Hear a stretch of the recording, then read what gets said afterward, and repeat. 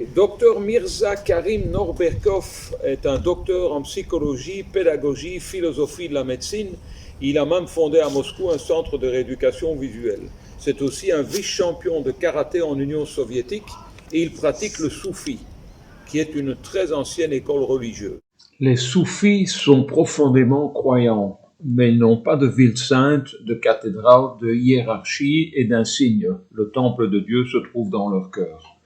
Ces mystiques préfèrent les actions aux mots. C'est par leur pratique, leurs actions et leur vie même qu'ils sèment l'amour et veillent sur la lumière divine qui les entoure. Les soufis sont des guerriers de la lumière, les gardiens du bien, de l'amour, de l'harmonie, de la beauté et de la sagesse. On est toujours occupé à faire quelque chose ou courir quelque part. On ne se demande jamais pourquoi faire tout cela, à quoi ça sert, où vais-je, que restera-t-il après moi, même si on sent que quelque chose ne va pas. C'est une méthode de rééducation accélérée de la vue par le biais d'une auto-persuasion coercitive émotionnelle volontaire. La majorité des gens sont handicapés, ou plutôt castrés sur le plan émotionnel. Ils vont au travail, rentrent chez eux, puis retournent au travail comme des ânes dressés. Toutes leurs expériences s'accumulent en eux et généralement, lorsque quelque chose demande à sortir, il s'agit d'agressivité. Ma tâche consiste à faire affleurer le mal qui se trouve en vous et qui vous ronge. Vous vous trimballez cet abcès de l'âme, mais il faut le faire éclater pour en faire sortir le pu et vous purifier. Alors se libéreront votre potentiel créatif, votre capacité à rêver et à réaliser ce que vous imaginez. Alors tous les chemins s'ouvriront à vous. Pour modifier notre état d'esprit, il est plus facile de nous mettre en colère que de nous faire rire. Il nous déstabilise pour que notre attitude mentale change et permette à notre corps de guérir.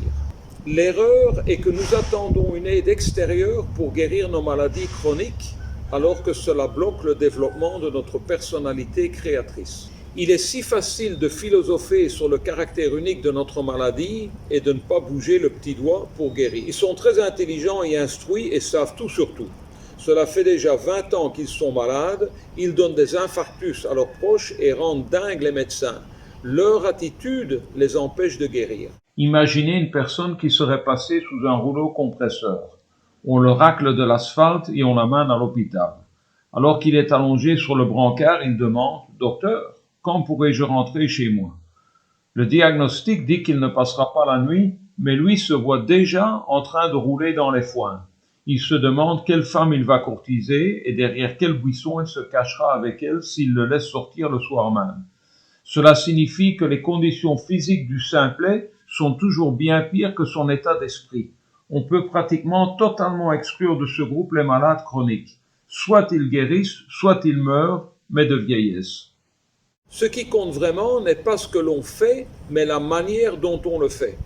Un même exercice peut avoir des bienfaits ou des dommages, ou alors aucun résultat. L'auteur analyse ses propres erreurs avant qu'il réussisse afin de nous faire gagner du temps. La norme désigne quelque chose qu'on rencontre généralement chez la majorité et nous empêche d'accéder à la créativité. Ceux de mon âge portent lunettes, donc c'est normal. Pourquoi ne pas être dans les exceptions ? Il est très difficile d'être une personnalité, car la solitude est une chose terrible. Oui, vous souffririez forcément de la solitude, car vous vous retrouveriez au sommet. Mais se mouvoir au cœur de cette masse grise et sans visage est encore pire. Comme c'est déprimant. Ce n'est quand même pas pour cela que vous avez reçu la vie.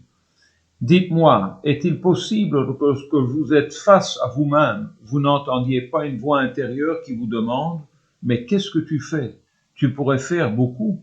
Tu as été créé pour accomplir de grandes choses. » Être naturel, être soi-même, vivre selon ses sentiments, percevoir le monde avec une âme ouverte et ne pas craindre d'être rejeté par les autres, c'est là le plus difficile. La personnalité ne s'accorde jamais avec la norme. Et je vous pose donc cette question, êtes-vous disposé à tout faire pour vous prédestiner au succès que vous avez choisi d'obtenir ? Il vous suffit pour cela de commencer à agir. À partir d'aujourd'hui, nous laisserons délibérément et avec détermination derrière nous nos stéréotypes de comportement, de pensée, de jugement, de valeur, d'affirmation, d'opinion, etc. Ce qui se trouve dans votre conscience se reflète également dans votre environnement. Vous l'attirez dans votre vie. Tant que vous utiliserez votre intellect, vous continuerez à passer à côté de la clé de l'illumination. Il faut ressentir et pas comprendre. Si une personne est amoureuse de la vie jusqu'au plus profond de chacune de ses cellules, de chacun de ses vaisseaux sanguins, si elle s'applique à survivre avec chaque fibre de son âme et sa force de volonté, alors tout ce qu'elle verra sera la possibilité de guérir. Le secret principal à la base de la méthode est notre attitude, le rapport qu'on entretient avec soi-même et avec la vue. Si au traitement prescrit par le médecin on ajoute ce rapport, alors nos efforts contre la maladie se rejoignent et le succès est garanti. Je vous laisse lire et découvrir sa méthode originale vous-même. Je suis convaincu et j'ai commencé moi-même à faire les simples exercices sans tomber dans les pièges dont il parle, ou je vais essayer. Je commence par la vue. La vie sans lunettes est bien meilleure. Et ensuite, pourquoi pas, ne pas utiliser sa méthode pour d'autres problèmes de santé. Voilà, alors moi le livre, j'ai commencé la méthode. Moi je trouve que c'est super. Et bon, c'est définitivement très original. Et bon, sa manière abrupte de choquer peut peut-être vous débloquer. Et bon, ben, si lire sans lunettes, ben, moi j'espère bien que ma prochaine vidéo sera sans lunettes. Voilà, alors bonne lecture et bon, ben, profitez bien de l'expérience de ce russe traduit en français là pour nous faire bénéficier de méthodes originales de guérison.